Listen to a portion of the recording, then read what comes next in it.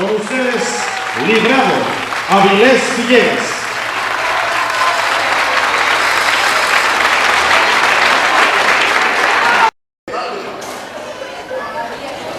Que traducido, para los que no conocemos nuestra lengua materna, el pueblo, es Alí, vamos, Alí, arriba, delante, ya está amanecido. Este es el saludo que os doy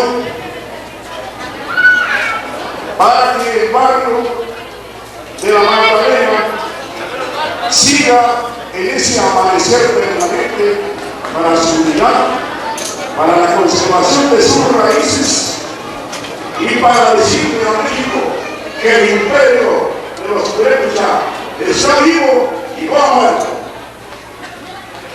Y aquí, sobre estas manos, los héroes de nuestra raza, como Tallaco.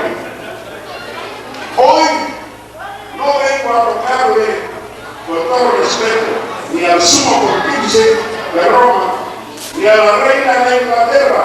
Hoy vengo a tocarle a la reina de los argentinos.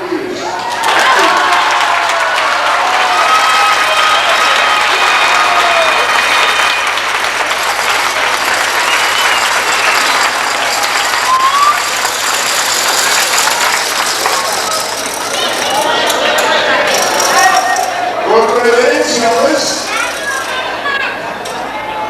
vamos a oír la partitura original de Tata Vicente Teodoro Lemus, de Turismo de Michoacán, uno de los primeros pianistas de nuestra raza, uno de los primeros poetas de nuestros pueblos indígenas y uno de los primeros que no se avergonzaron de su color, de su música reina de los familiares.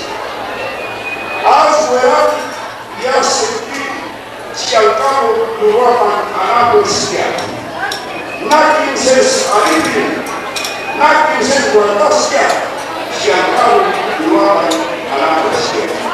Y después de estas palabras, paso a mi idioma sin palabras, que es la ciencia, el arte